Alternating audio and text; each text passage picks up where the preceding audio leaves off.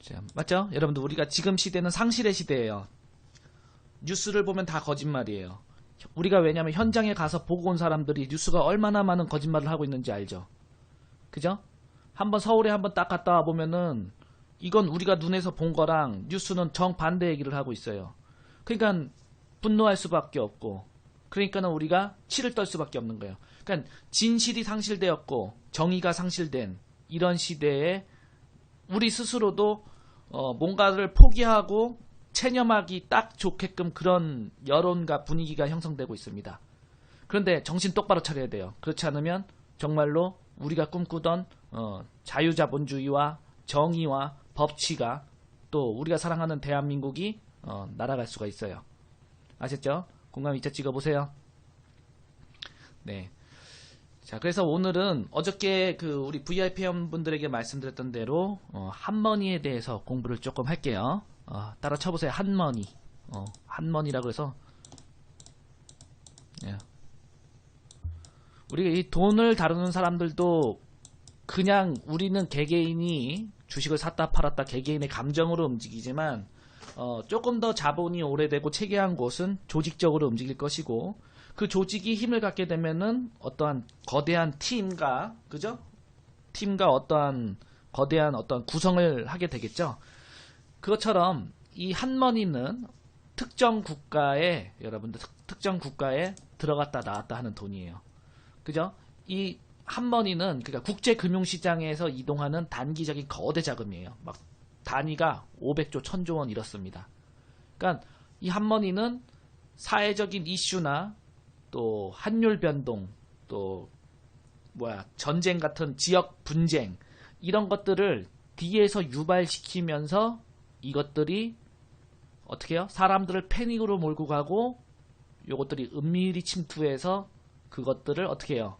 자본을 대량으로 이동시켜 갖고 유동성을 만들어 갖고 자기네들이 이익을 만드는 그런 거라고 해석하시면 됩니다. 제가 설명은 좀 잘못했는데 뭔지 살짝 개념이 이해되면 일자 찍어보세요. 그러니까 우리가 딸기를 사야 되는데, 딸기를 막 팔고 있는데 딸기를 사야 되는데 뉴스에다가 딸기 먹으면 뭐 알레르기가 500% 증가해요 막 이렇게 뉴스를 퍼뜨리는 거예요. 그럼 사람들이 딸기를 안 사니까 딸기 값이 어떻게 되겠어요? 딸기 값이 어떻게 되겠어요? 딸기 값이 폭락하겠죠. 예, 그럼 폭락했을 때 그때 바로 한머니가 들어와서 딸기를 아도쳐가는 거죠. 그죠? 간단하게 생각하면 그거야. 그냥 이 한머니라는 것은 세계 각국을 돌아다니면서 자본이, 그 나라 중산층이라든지 그 나라 투자자들이 이탈되도록 유도하는 거예요. 그러니까 뒤에서 은밀히 분쟁과 갈등과 전쟁과 이런 것들을 유도하고 뉴스를 통해서 모든 것을 부정하게 만들어버려요. 예, 공감하면 일자 찍어보세요.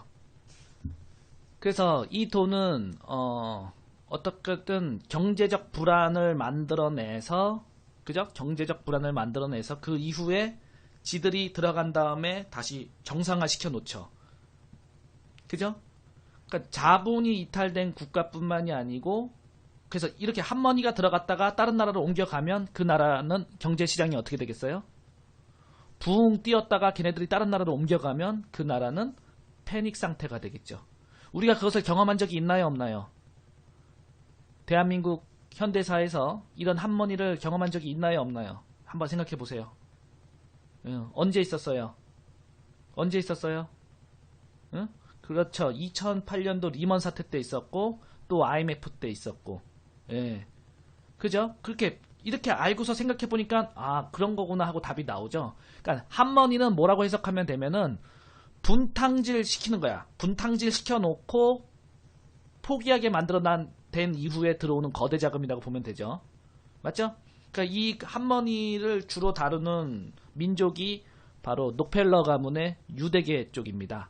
예, 공강일자 찍어보세요. 대부분이 유대계 자본인데, 이들은 세계 경제를 뒤에서 조정하면서 갈등과 전쟁, 또 어떤 영웅들을 어떻게 조금 도덕적으로 황폐화시키고, 그래서 세계인들의 말초신경을 모으는 데 주력하고, 그들은 뒤에서 돈을 버는 데 주력을 합니다. 세계는 금융은 점점 성장하고 세상은 점점 좋아지는데, 왜 사람들은 돈 벌려고 더 많이 노력하고 일하는데 왜 점점 더 빈곤해질까요? 여러분들 그 생각을 해본 적 있나요? 여러분들은 보세요. 여러분들의 시간을 줄이기 위해서 세탁기라든지 청소기라든지 스마트폰이라든지 자동차가 나왔는데 점점 갈수록 시간이 부족해지고 있죠. 점점 갈수록 시간이 없다 그러죠. 그럼 이자 찍어보세요. 그리고 여러분들은 점점 더 많은 돈을 벌고 더 많이 일하고 돈을 노력을 하고 있는데 점점 더 빈곤해지고 있죠. 왜 그럴까요? 자, 한번 볼게요. 이 베네수엘라예요. 베네수엘라 국가 증시입니다, 여러분들. 예? 그러니까 보세요. 한 나라의 국가 증시가 9만 포인트까지 올라갔다가 그죠? 8천 포인트까지 떨어져요. 마이너스 90% 빠져요. 그죠? 그래 놓고 다시 어떻게? 다시 또 몇천 프로 올라가요. 또 다시 빠져. 이게 한 나라의 국가 경제의 주가 그래프예요, 여러분들. 응? 그러니까 얘네들이 이제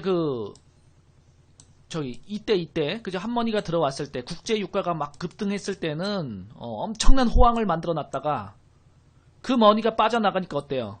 그 머니가 빠져나가니까 사람들은 패닉이 되고 붕괴가 되고 또 다 빠져나가니까 또 들어오죠. 쭉 올려버려. 응? 올려놓고 어때요? 또 다른 놈이 어떻게 뭐 쿠데타 일으켜갖고 정권을 딱 잡으니까 다시 폭락 나오죠. 죽고 나니까 또 올라가는 거죠.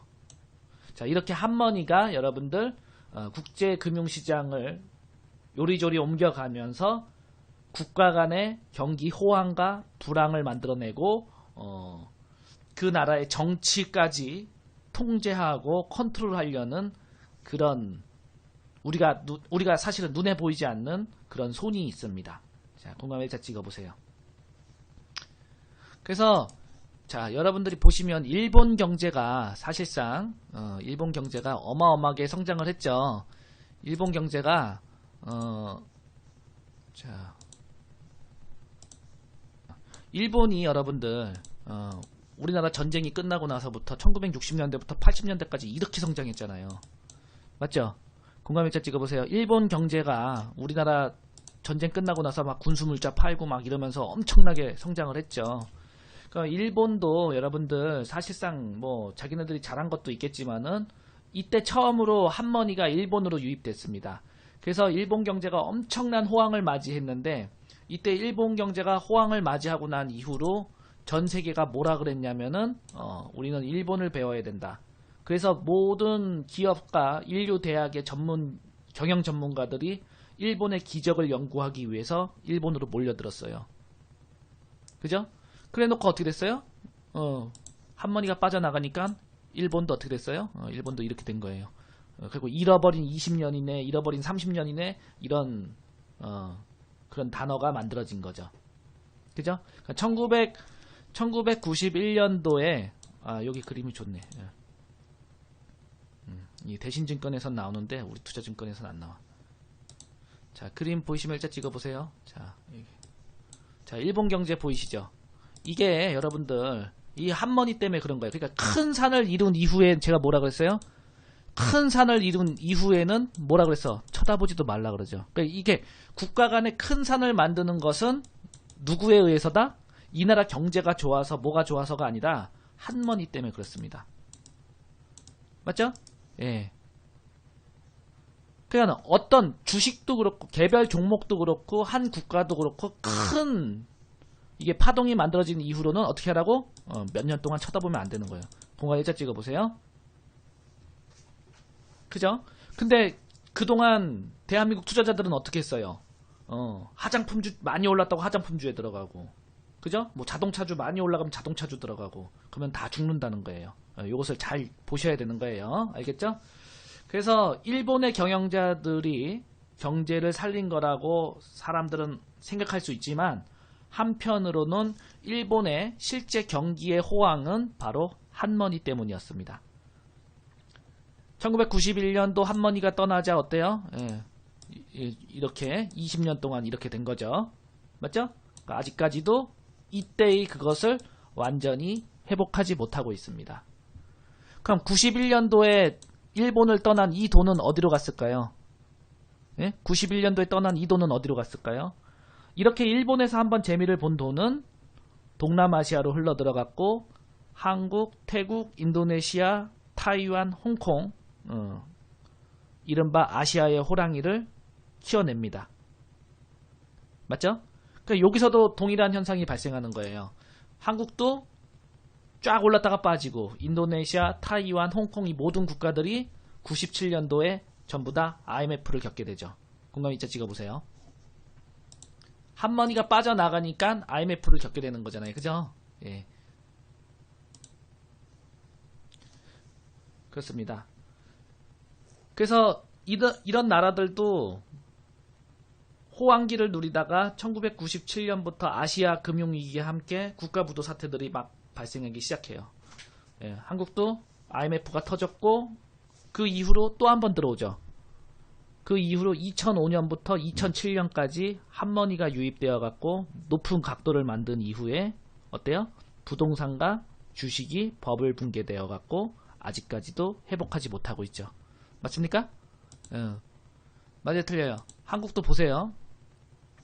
이때 한국도 여러분들 이때 이제 한번 각을 만들어 놓고 아직까지도 이거를 회복 못하고 있죠. 그죠? 코스닥도 마찬가지죠. 코스닥은 여러분들 이때 한번 들어온 거예요. 밀레니엄 때 이때 한번 들어갔다가 나와갖고 아직까지 한 번도 안 들어온 거예요. 맞죠? 보시면 자 찍어보세요. 그러니까 제가 늘 얘기하는 코스닥 빅뱅이 올 것이다, 한국 시장이 특이점이 올 것이다 하는 것은 이제 애지간한 나라를 돌 때가 다 돌았어요. 심지어 아르헨티나까지 돌았잖아. 아르헨티나에 멕시코에 브라질까지 다 돌았잖아요. 이제 올 때가 우리나라밖에 없어요. 아시겠죠? 왜냐면 지금 이렇게 싼 데가 우리나라밖에 없어요. 그래서 여러분들이 지금 힘들지만 제 방송을 들으면서 그 마음을 잘 잡아야 하는 게 지금 전 세계적인 한머니가 우리 쪽으로 올 가능성이 굉장히 높아졌고 어쩌면 이미 들어와 있는지도 모르는 거예요. 아셨죠? 근데 이 한머니는 어때요? 한머니가 이제 사실은 돈이 들어오면은 그 돈을 담보로 대출을 받잖아. 우리가 은행에 예를 들어서 100만원 예금을 해놓으면 은행은 그 100만원을 담보로 1000만원을 기업에게 빌려줍니다. 그만큼 레버리지 높은 사업을 하는 게 은행들이죠. 그러니까 한머니, 그러니까 큰 돈들이 그 나라에 들어오면은 은행에 돈이 들어오고 증권사에 돈이 들어오니까 금융회사들은 그것을 담보로 기업이나 일반인들에게 엄청나게 돈들을 막 빌려주고 또 거품을 만들죠. 그죠? 그런 식으로 어쨌든 대출 상품을 만들어 갖고 경제가 피가 빨리 흘러가게끔 이런 식으로 유도를 합니다. 자, 그래서 올려놓고 죽이는 거예요, 늘. 이거 보이시죠, 여러분들? 올라가면 죽이는 거예요, 항상. 그러니까 물론 베네수엘라 같은 경우는 되게 극단적인 경우라고 봐야 되고, 자, 우리가 보시면 브라질 같은 경우 어때요? 죽여놓고 이렇게 다시 급등시켜버렸죠.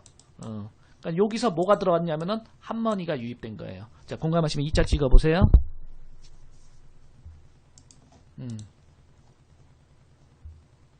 자, 보세요. 그게 이제 한 나라만 들어가는 게 아니고 사실은 국제유가도 붕 뛰었어요. 그죠? 국제유가도 뭐 200달러 간다고 붕 뛰었죠. 이때 한 150달러까지 갔는데 배럴당. 그러니까 이게 150달러까지 가니까 세상은 어떻게 됐어요? 조선주, 그죠? 조선주, 해운주들이 대박이 났죠. 그 이후로 국제유가가 어떻게 됐어요? 30달러도 깨졌어요. 27달러까지 떨어졌어. 그죠? 그러니까 150달러 할 때 장사하던 사람들이 배럴당 27달러 할 때 장사해갖고 이거 돈을 벌 수 있겠냐고요. 못 벌죠. 그러니까는 도산할 수밖에 없는 거죠. 경쟁이 될 수밖에 없는 거죠. 경쟁이 안 되는 거죠. 다른 산업과 비교해서. 근데 좋은 주식 뭐라 그랬어요? 작년 초에 50달러 깨졌을 때 이때부터가 기회다. 이때부터는 국제유가와 이런 것들에 투자해야 할 때다라고서 말씀드린 바가 있어요. 맞죠? 세상에서 없어질 수 없는 에너지잖아요, 이게. 공감일자 찍어보세요. 그러니까 한머니가 또 들어올 때가 된 거예요, 국제유가 쪽은. 그죠? 자, 이렇게 보시면 될 거고요. 자, 한때는 막 금값, 은값 엄청나게 올라갔었죠. 은값이 여러분들, 은도 보시면 이렇게 각도를 꽉 세웠었어요. 맞죠? 그러니까 금, 은, 철, 니켈, 아연, 동 이런 것들 원자재들도 각도를 이렇게 세웠었단 말이에요. 각도를 세웠을 때 따라갈 것이 아니고 그때 이제 버텨야 되는데 대부분은 못 버티고 포기라고 말죠. 맞죠? 이때 매스컴들은 뭐라 그래요? 금에 투자해라, 은에 투자해라, 아주 난리가 나죠. 자, 지금 보면은 그럼 어떻게 된 거예요? 이것도 이제 바닥을 친 거예요. 공감 1차 찍어보세요. 바닥을 친 거예요, 이제. 이렇게 갑니다, 이것도 이제. 예? 이렇게 가게 돼 있는 거예요. 자. 그 이제 중국 증시도 보면은 중국도 한번 붕 뛰어 올렸다가 10년 죽여놓고, 맞죠? 그래 놓고 2014년도 말부터 다시 한번 붕 뛰었죠. 그런데 각도가 어때요? 중국 시장이 각도가 어때요? 올라갈 수밖에 없게끔 설계가 돼 있어요. 왜? 원자재 가격이 올라가기 시작하니까. 즉, 그러니까 이제 본격적으로 인플레이션이 슬슬 시작되려고 전체적인 세계 경기의 그림이 그려지고 있다는 것을 우리가 읽어야 됩니다. 왜냐면 이 핫머니들이 벌써 여러분들 전 세계 각국을 돌면서 우리가 뉴스로 봤을 때만 해도 인도네시아 사태 있었죠. 인도 사태 있었죠. 태국 사태 있었죠.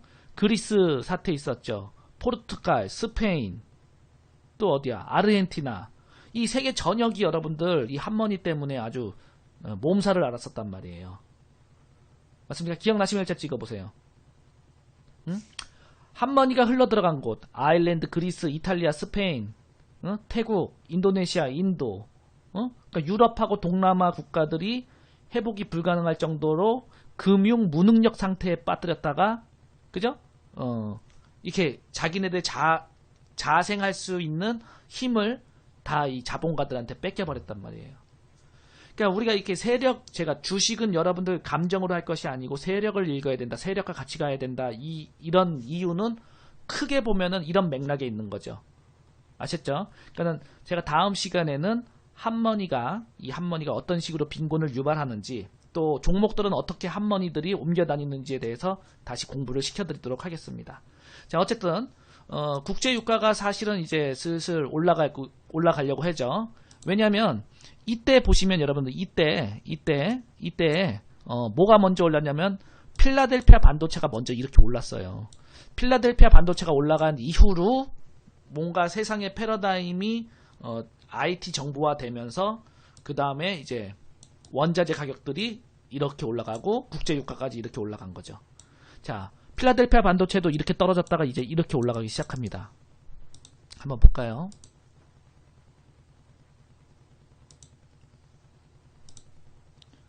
자, 보이시면 일자 찍어보세요. 자, 이게 필라델피아 반도체 차트예요. 여러분들은 여기서 국제 원자재 가격과 원유 가격 이런 것들을 읽어야 돼요. 그죠? 자, 요때 필라델피아 반도체 가격이 각도를 딱 세우고 나서 그 이후로 원자재 가격들이 이렇게 올라갑니다. 맞죠? 얘는 죽어버리죠. 얘 어때요? 지금 필라델피아 반도체가 다시 이렇게 움직이죠. 그럼 국제 유가 가격은 지금 어디 있어요? 국제 유가 가격은 지금 이런 데 있는 거죠. 은값, 금값, 그지? 코스닥은 여기 있어요.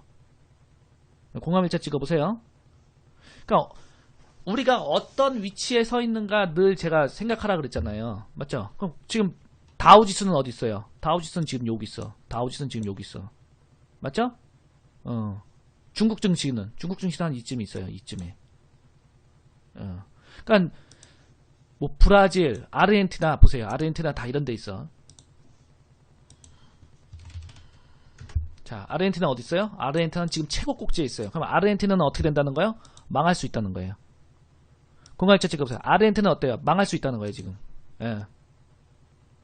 그러니까 우리가 만약에 금융을 좀 더 배웠으면 아르헨티나 같은 나라에 공매도 치겠죠. 공매도를 쳐야겠죠, 이거. 지금 준비를 하고 있어야겠죠. 우리가 이런 위치에서 사실은 농사를 져야 되는데 사람들은 지금 이런 거에서 한호를 지르고 있단 말이야. 자기가 죽게 될 줄 모르고 한호성을 지르고 있는 거야. 그것은 마치 지금 똥처바른당이나 민주당 같은 애들하고 똑같은 운명이라고 보시면 됩니다. 자, 다시 들어가서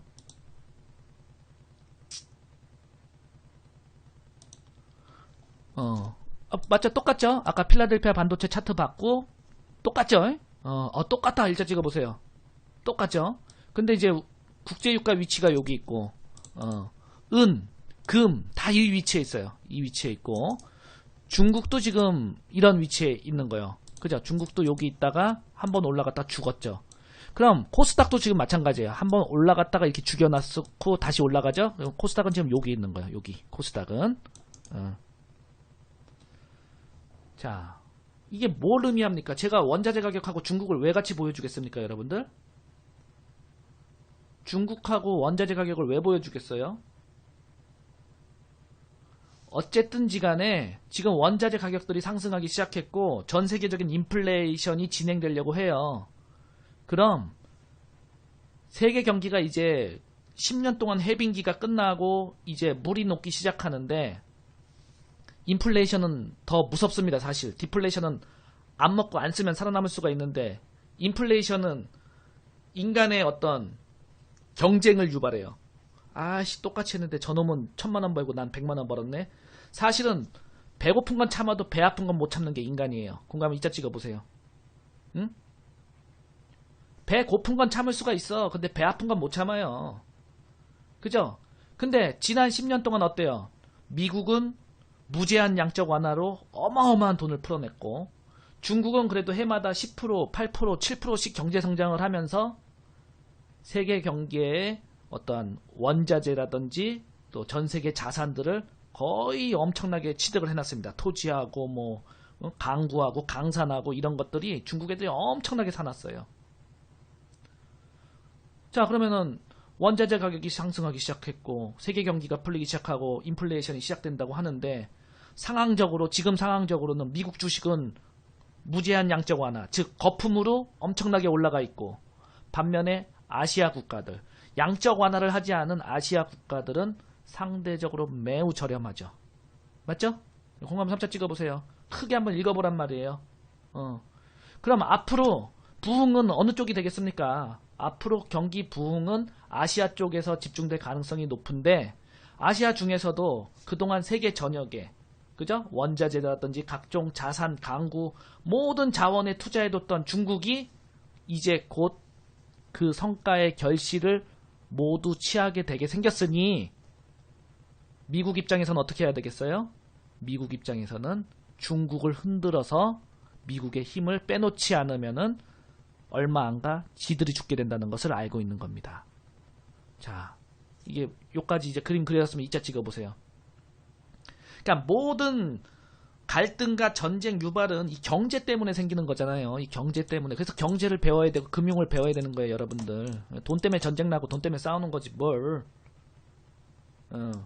어쨌든 시기적으로 미국 트럼프 대통령과 또 국가적인 위기 상황에 처한 우리 대한민국의 탄핵 사건, 박근혜 대통령 탄핵 사건, 또 중국이 저렇게 사드에 대해서 민감하게 저렇게 하는 것들은 지금 어떤 구도냐면은 좋은 주식이 그려줬던 지금 이 그림이 지금 그대로 진행되고 있는 거예요.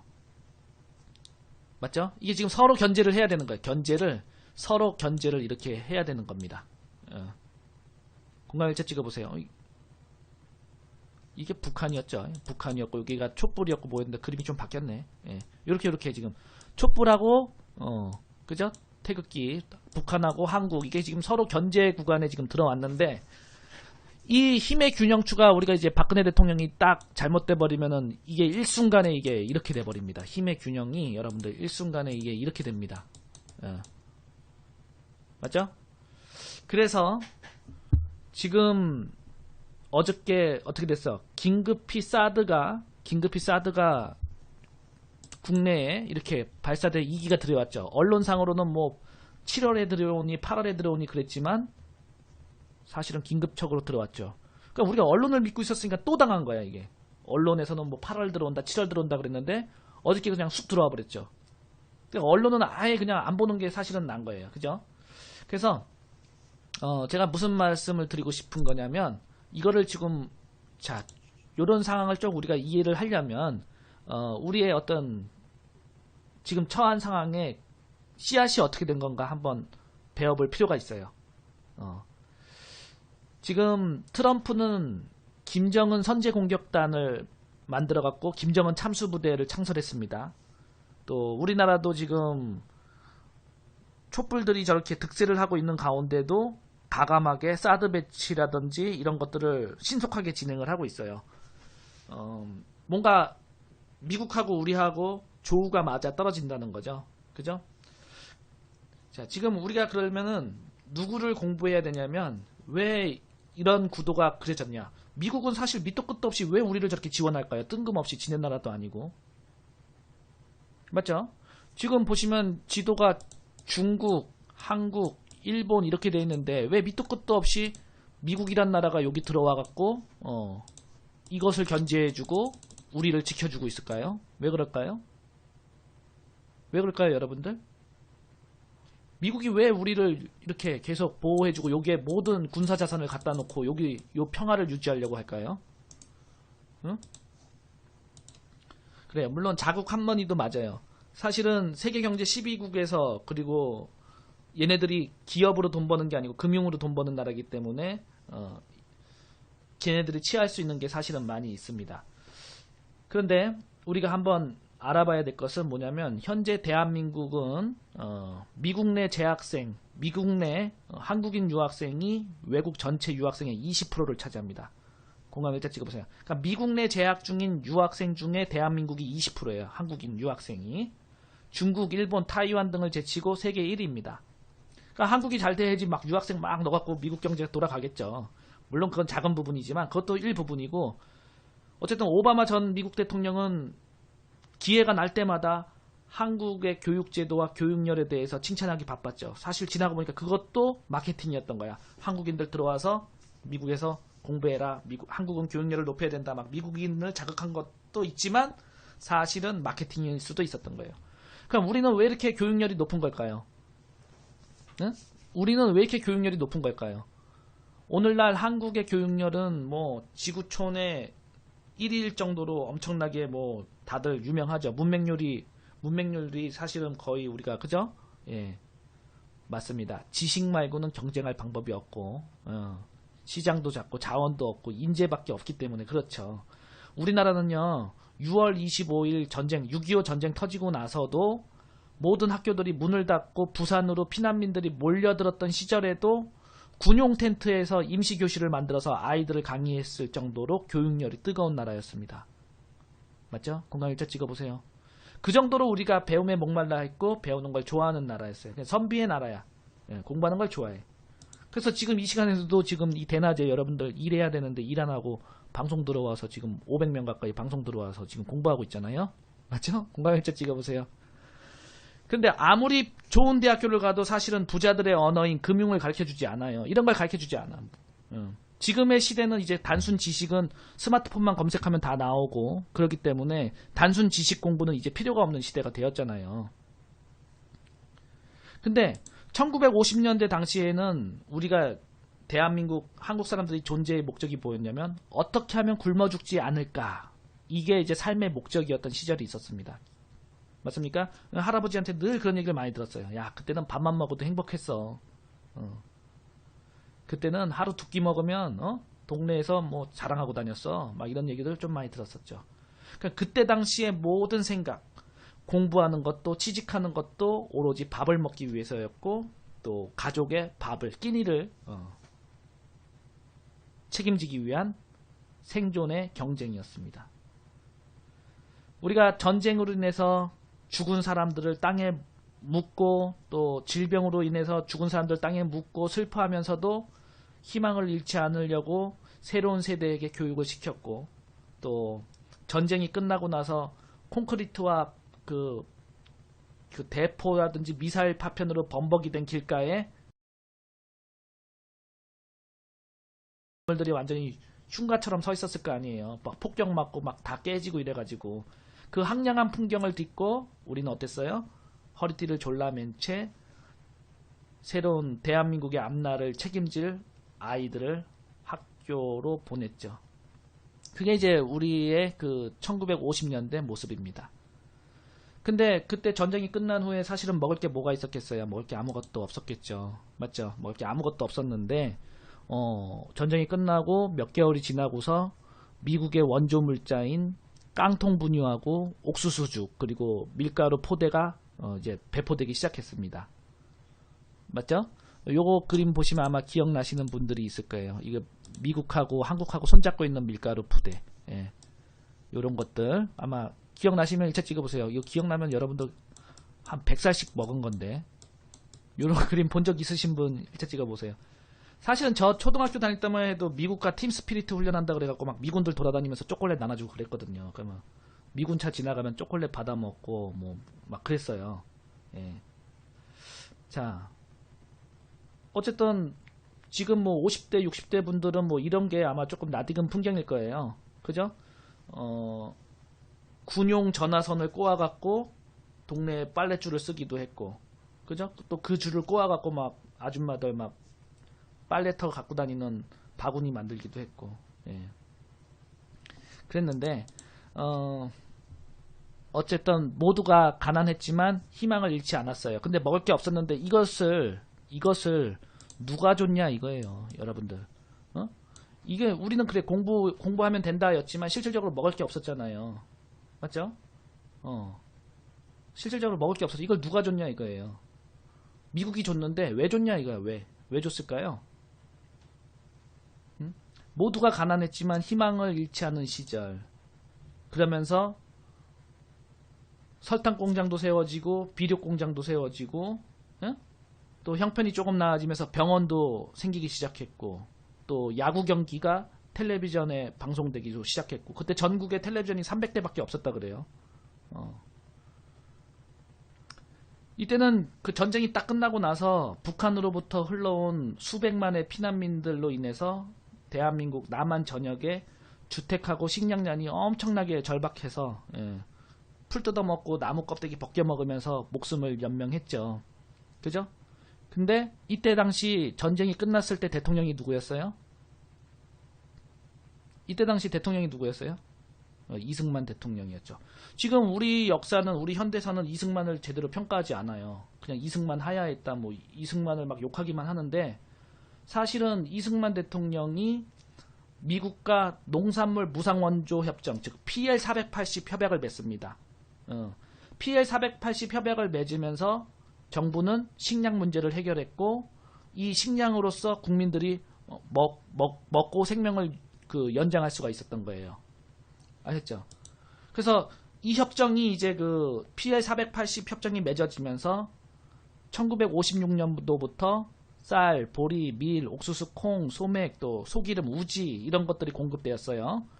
1956년도 첫 해에 24만 톤이 이제 국내에 들어왔고요.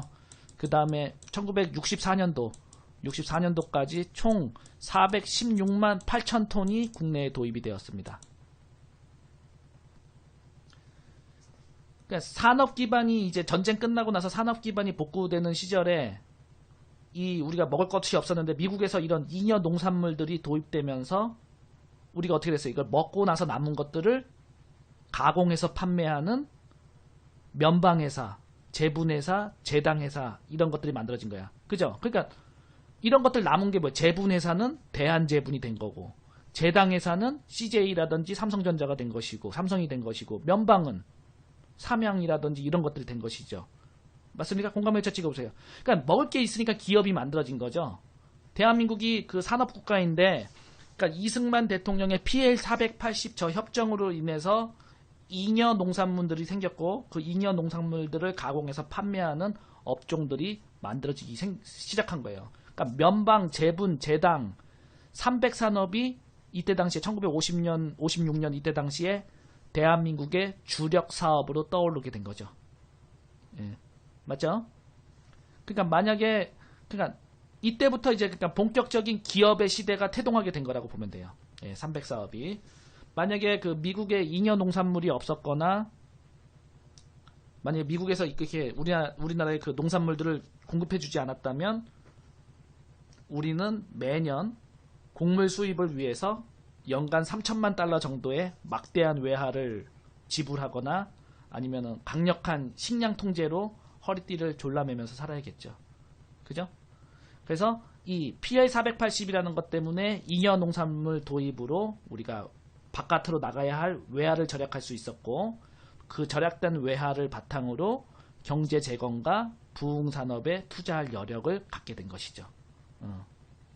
우리가 그 당시에는 먹고 살기 바쁘니까 어땠냐면은 보건이라든지 위생 같은 걸 챙길 여유가 없었어요. 그래서 저도 학교 다닐 때 생각해보면 맨날 체변봉투, 여러분 기억나시면 일자 찍어보세요. 학교 가면은 방위성금하고 체변봉투 맨날 이런 거 요구 받았잖아요. 한 달에 한 번씩.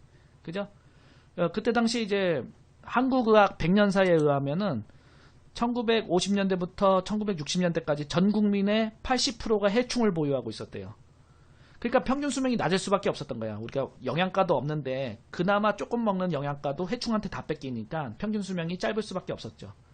그래서 통계에 의하면은 그때 당시 사람들이 각종 기생충의 누적 감염률이 200%였다는 거예요. 이 말은 뭐냐면 국민 한 사람이 2가지 이상 기생충에 감염되어서 살았던 시대였다는 것이죠. 예. 근데 그거보다 더 무서운 건 뭐예요? 해충보다 더 무서운 거는 바로 결핵이었죠. 결핵. 결핵은 그때 당시에 전 국민의 7% 정도인 130만 명이 결핵 환자였다고 해요. 결핵은 뭐 걸렸다고 하면 막 피토하면서 죽는다 그랬는데 지금은 뭐 약 하나를 먹으면 끝낸다고 하죠. 그러니까 이때 이 결핵을 없애기 위해서 미국에서부터 그 결핵을 치료하는 방법을 배워와서 1953년에 결핵협회를 이승만 대통령이 만들어요. 그리고 이제 대대적인 결핵 퇴치 작업을 벌였는데 이때 여러분들이 그 주사 바늘을 알코올 램프에다가 소독한 다음에 왼쪽 어깨에다가 접종하는 주사. 그때 흉한 상처가 남는 불주사가 이때 시작된 것이죠. 맞아요. 영자씨의 종잣돈이. 불주사가 이때 시작된 거죠. 기억나시면 이자 찍어보세요. 예. 그러니까 얘기하다 보니까 지나가는 거야. 자, 그래서 이제 PL480 덕분에 기업들이 만들어졌고 또 결핵협회 때문에 우리가 결핵도 이제 없어졌고 국민들의 생활 수준 향상과 더불어 이제 기호품들, 이래 음식 소비재들이 이제 국산화가 시작된 것이죠. 그러면서 뭐가 나온 거야? 삼양라면이 나오기 시작하는 거예요. 알겠죠? 삼양라면이 그때 나오기 시작하는 거고 이제 일일이 집에서 메주를 쏘아서 간장을 담그던 불편을 어떻게? 샘표 간장이 1954년에 등장하면서 이제 시작된 거예요. 그리고 이제 어때요? 1954년 57년 이때에 국산 라디오 1호인 금성 라디오가 시판됩니다. 즉 LG전자가 그때 시작되는 것이죠.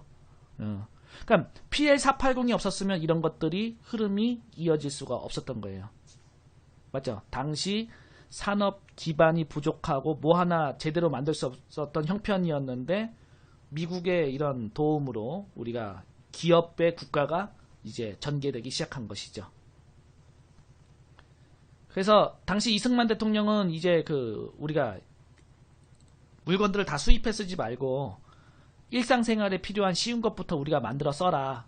그러면서 이제 국민들을 독려하고 기업들을 챙기는 그런 정책을 펼칩니다. 네. 근데 어떻게 돼요? 그런데 중요한 것은 우리가 너무 쉽게 과거를 잊었습니다. 대한민국이 탄생한 1948년 8월 15일부터 그죠? 8월 15일 우리 강복하고 나서부터 이승만 대통령이 이제 대통령이 됐는데 이 자유당 정부가 1960년 4월 19일 4.19 혁명이죠. 4.19 혁명에 의해서 하야할 때까지 사실은 좌파 논리가 침투하면서 어때요? 1950년대 전쟁 이후 우리 역사에서 공백기로 비어져 있습니다. 사실 그래서 전쟁 이후로 우리가 어떻게 기업들이 만들어졌고 어떻게 이게 태동했는지 사람들이 잘 몰라요. 공감 이자 찍어보세요. 예. 그리고 역사가 많이 왜곡되어 있죠. 사실은 뭐 이승만을 나쁜 사람으로만 평가하잖아요. 물론 뭐 자기가 이제 대통령을 뭐 3번 하려고 법을 바꾸고 뭐 이런 것들은 있는데 학생들이 뛰쳐나와서 데모해갖고 막 학생들이 죽고 다치니까 그냥 대통령직에서 물러나갖고 하와이로 망명을 떠났죠. 그죠? 예. 이때 이승만 공백기 때 좌파들은 뭐라 그랬냐면은 대한민국은 정통성이 없는 나라다. 태어나지 말아야 할 나라다라는 논리를 펼치면서 군사 독재 정권에서 이제 우리가 빨리 헤어져 나와야 된다. 그래서 군사 독재는 아주 나쁜 거다. 막 이런 식으로 국민들을 선동하고 학생들을 부추기고 그랬었죠. 그죠? 예. 그래서 어쨌든 그런 좌파주의 또 공산주의자들에게 결탁한 사람들의 그 영향력으로 인해서 이승만 대통령은 하야를 했고요. 예. 이승만 대통령은 강복 후에 나라를 건립하고 추스렸고 또 6.25 전쟁이 빚어낸 여러가지 그 전쟁 후에 남한을 그 고난에서 벗어나기 위해서 여러가지 필요한 경제력 및 협상력, 군사력 이런 것들을 너무나 위대하게 잘했다고 세계 지도자 이쪽에서는 그렇게 이제 역사에선 평가를 하고 있는데 대한민국에서는 사실은 평가가 잘못되어 있어요. 그리고 한 가지 더, 전 세계에서 여러분들 그 나라 화폐에 초대 대통령이 없는 나라는 우리나라밖에 없습니다. 여러분들 그거 사실 아십니까? 뭐 필리핀, 뭐 베트남, 우간다 이런 나라들도 그 나라 종이 지폐에는 초대 대통령이 있는데 우리나라만 초대 대통령이 없어요. 뭔 신사임당 뭐하러 쳐넣어요. 공감일자 찍어보세요. 초대 대통령이 들어가야죠. 그 나라 화폐에. 예, 이게 다 이제 좌파 정권이 그렇게 이제 그런 식으로 시작되었기 때문에 그래요. 근데 우리가 중요하게 생각해야 될 거. 아무튼 이것들이 이제 억지로 이승만 정권을 붕괴시킨 이후에 좌파들이 아주 만세를 불렀습니다. 이제 자기네 세상 올 거라고 만세 부르고 난리가 났었는데 그런데 이승만을 끌어내리면 오히려 좌파 시민 또 좌파들이 추구하는 그런 공산주의적 사회주의적 세상이 올 줄 알았지만 어떻게 됐어요? 결국은 이승만 대통령이 바로 없어지고 나니까 하야하고 나니까 나라 꼬라지가 개판 5분 전이 돼버렸죠. 그죠?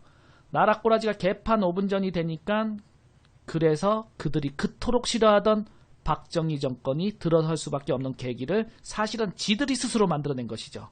공감일자 찍어보세요. 그죠? 그러니까 박정희 군사정권은 박정희가 만든 게 아니고 지들이 만들어낸 거예요. 맞습니까? 이제 그림이 그려집니까? 그러니까 만약에 이번에도 억지로 지들이 그 정권을 끌어내린다면 박근혜 대통령보다 더 강력한, 더 안보가 강하고 더 반공정신이 투철한 정권이 어떤 식으로든 출몰할 수밖에 없다는 것을 알아야 됩니다. 예, 공감 있죠? 찍어보세요. 뭔가가 억지로 한다면은 억지로 간다는 것은 자기 앞에 이제 벼랑 끝에 이제 도달하게 된다는 거거든요. 그래서 이번에도 억지로 정권을 끌어내리면 더욱 강력하고 무서운 절벽이 그들 앞에 눈앞에 나타나게 된다는 것은 이것은 피할 수 없는 사실이에요. 자, 그럼 이승만 대통령 얘기를 조금 더 할까요? 그럼 미국은 왜 이렇게 지금 한국에 꽁꽁 잡혀갖고 계속 이렇게 지원을 할까요? 아까 우리가 큰 그림으로는 중국을 견제하기 위해서 그랬는데 사실은 이승만 대통령이 애초에 전쟁 당시 그 6.25 전쟁 당시 미국하고 협상을 너무나 잘해놨기 때문에 그렇습니다. 그렇습니다. 초보도리님. 한미수호 방위조약을 이승만 대통령이 체결을 하죠. 그러니까 6.25 전쟁이 끝날 무렵에 1953년 뭐 한 6월쯤에 유엔하고 미국은 이제 휴전선을 판문점을 딱 세우고 휴전선을 갈라놓고 이제 휴전하자 그랬는데 이승만 대통령이 어떻게 했어요? 이승만 대통령이 뭔 개소리냐. 우리가 또다시 옛날로 돌아갈 수 없다. 우리는 북진통일 하겠다 그러면서 북진통일을 주장했죠. 공감일자 찍어보세요.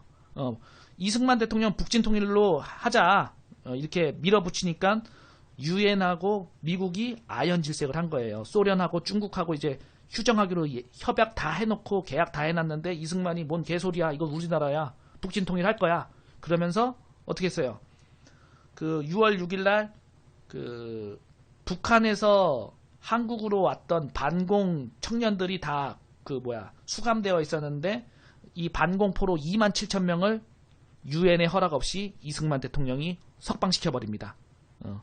얘네들도 한국인이고 반공한인 애국 청년들은 내 스스로 결정하겠다 그러면서 유엔과 미국의 반대에도 불구하고 그들을 전격 석방시켜버리죠. 그러니까 미국은 어때요?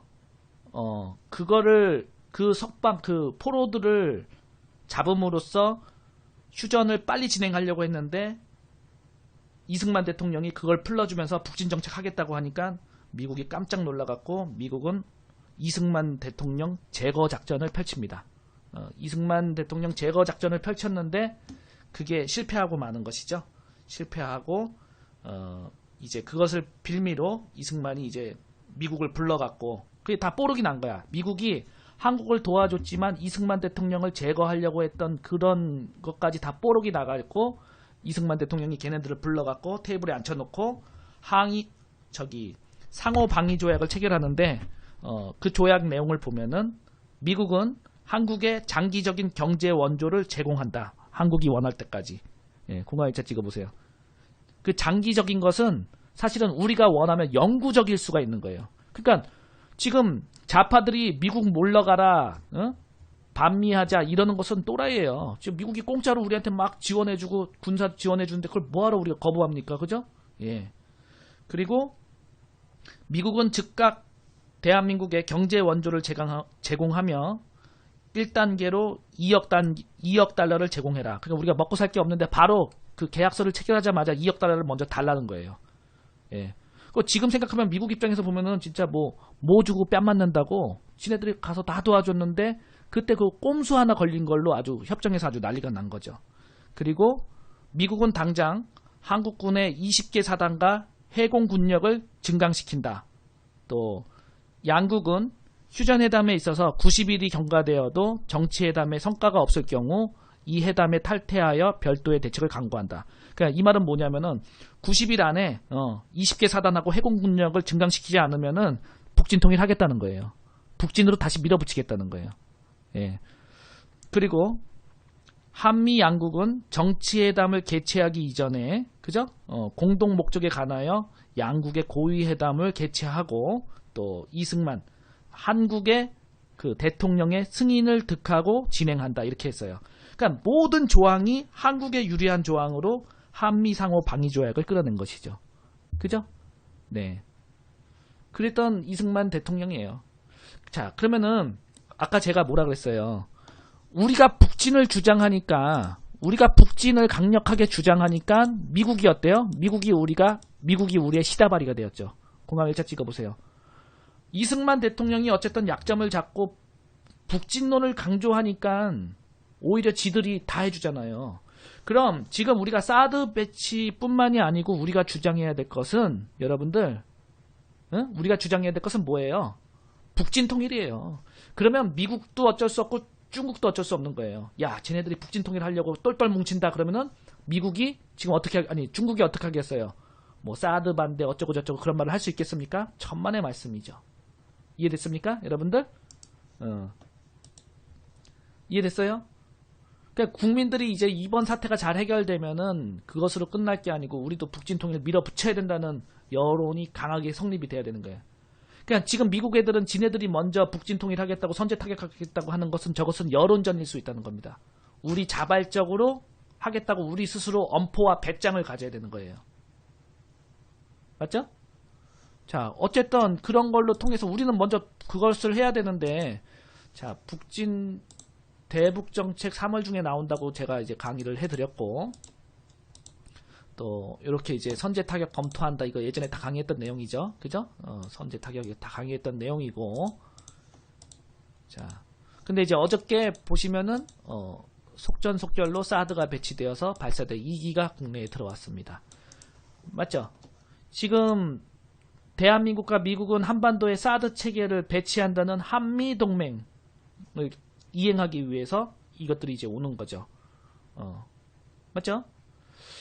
지금 다 들어온 거예요. 지금 그래서 이제 사드 체계는 한 달 안으로 한반도에 이제 전부 다 배치될 예정이라고 합니다. 그래서 당초에 7월에서 8월 정도에 배치될 것으로 알려졌던 사드가 다음 달부터 바로 작전 운용에 들어갈 수 있다는 관측이 나오고 있는 거죠. 맞죠? 자, 그런데 이제 중요한 것을 보면 중국이 굉장히 민감하게 이 사드 반대를 지금 외치고 있어요. 그죠? 그래서 막 노태 불매 운동하고 막 난리가 났죠. 여러분들. 맞죠? 난리가 났죠. 중국 애들이. 왜 그래요? 왜냐면 지네들을 우리가 다 본다는 거지. 중국이 북한한테 어떻게 뒷구멍으로 암거래를 하는지 우리가 다 볼 수 있다는 거예요. 그 레이더를 하나 설치하면 소련하고 지네들이 무기를 어떻게 이동하고 어떻게 뭘 하고 뒤로 뭔 짓을 하는지 우리가 볼 수 있다는 거예요. 공감일자 찍어보세요. 그래서 이 사람들 부추겨갖고 지금 중국에서 막 이지랄 떠는 거죠. 예. 더 웃긴 거는 이제 국민들이 이런 걸 알면은 사실 우리는 어떻게 해야겠어? 우리는 사드가 이제 설치되기로 했으면 전 국민이 똘똘 뭉쳐서 사드를 설치하고 적극 지지를 해야 되는데 중국과 똑같은 행태를 보이는 것이 여기 있습니다. 지금 강주 사람들이 지금 중국인들이랑 똑같이 지금 강주 롯데백화점 앞에서 영업 못하게 하고 사드 반대 항의 집회를 하고 있죠. 이 사람들은 어느 나라 사람이에요, 사실은 진짜. 예, 이거는 참 잘못된 부분이 아닌가 싶어요. 유독 이 롯데를 그죠? 요렇게 하는 게 그렇습니다. 자, 어쨌든 뭐 상황이 이렇다는 걸 보면 참 개탄하지 않을 수가 없어요. 자, 그래서 일단은 원자재, 그죠? 원자재와 또 상호 방위 조약, 또 우리가 뭐예요? 우리가 승리했었던, 역사에 승리했었던 미국을 우리가 우리의 그 따까리로 만들 수 있었던 전략, 북진론. 요거 세 개가 지금 현재 가장 키워드가 될 수 있는 겁니다. 공감일자 찍어보세요. 사실은 이제 마지막 정국이에요. 뭐 이번 주 지나면 어떻게 될지 잘 모르겠는데 마지막 시기입니다. 제가 당시에 그 김대중 대통령이 당선될 때 잠깐 목포에서 한 몇 년 있었는데 그때 저도 사실은 물들었어요. 그때는 왜냐면은 길거리에서 산낙지 파는 할머니들, 길거리에서 뭐 조그맣게 막 장사하시는 분들이 쌈짓돈 모아갖고 전부 다 뭐 자식들이 준 용돈까지 다 김대중 우리 선상님 대통령 만들겠다고 전부 다 대통령한테 기부하고 김대중한테 납입하고 막 그랬었어요. 선생님 그러면서 자기네들은 못 먹고 못 입고 하면서 정말 이 지역에서 대통령 한번 만들 거라고 계속해서 돈을 그렇게 상납을 했습니다. 그래서 결국 그렇게 대통령을 만들어냈고요. 그것이 이제 오늘날 그들의 이제 신화가 된 거고 자부심이 된 것이죠. 물론 그 선생님으로 인해서 나중에 이제 대한민국이 북한에 완전히 그 코가 깨고 또 대국민이 지금 이런 조롱과 우롱과 우울병의 시초가 된 것은 안타까운 일이지만 그때 당시에 그 전라도 그 사람들이 김대중을 대통령으로 만들기 위한 그 헌신적인 노력, 그것은 사실은 존경할 만합니다. 공감을 일자 찍어보세요. 그것은 사실은 되게 존경할 만한 거예요. 그럼 이제 우리가 몇 주 남지 얼마 남지 않았어요. 전국이 얼마 남지 않았는데 우리가 할 수 있는 일을 찾아보자고요. 우리가 할 수 있는 일이 뭐겠어요? 마지막입니다. 우리가 이제 더 하려고 해도 할 수가 없어요. 그 전라도 어르신들이 김대중을 대통령을 만들기 위해서 고열을 짜내서 대통령을 만든 것처럼 우리는 나라를 지키기 위해서 여러분들 마지막으로 이번 주 마지막이에요. 저도 또 낼 건데 군자금을 여러분들 지금 나라를 지키기 위해서 움직이는 쪽이 이쪽밖에 없잖아요. 여기에 여러분들이 한 번만 마지막으로 한 번만 군자금을 좀 보태주시기 바랍니다. 초읽기에 들어간 탄핵 시계가 이제 불과 2-3일 정도 앞두고 있어요. 과연 촛불들이 의도하고 기획한 대로 탄핵 폭탄이 터져갖고 대한민국이 산산이 부서져서 공중분해가 될 것인가? 아니면 우리가 똘똘 뭉쳐갖고 다시 대한민국을 위대한 나라로 만드는 계기로 삼을 것인가? 이 누란의 위기마다 우리는 목숨 걸고 조국을 지켜온 의인들이 있습니다. 대한민국엔. 지금 우리 눈에도 여러분들 대한민국을 지키기 위해서 자기 목숨 내놓고서 자기의 가정도 모든 걸 다 내놓고서 싸우는 몇몇 장수들이 눈에 보입니다. 맞죠? 김평우 변호사가 그러고 변희재가 그러고 또 누구야? 정강용 회장이 그러고 수많은 분들이 그렇게 지금 우리 대신 싸워주고 있어요. 그럼 김진태 의원도 그렇고요. 그리고 나라 밖에서는 지금 미국이 발을 동동 구르면서 우리를 도와주겠다고 지금 난리입니다. 지금. 그런데 우리가 내부적으로 지금 똘똘 뭉쳐서 그렇게 하지 않는다면 어떻게 되겠습니까, 여러분들? 어쩌면 우리가 직접적으로 마지막으로 할 수 있는 애국일지도 모릅니다. 그죠? 그래도 우리는 촛불들보다는 경제적으로 여유가 있지 않습니까?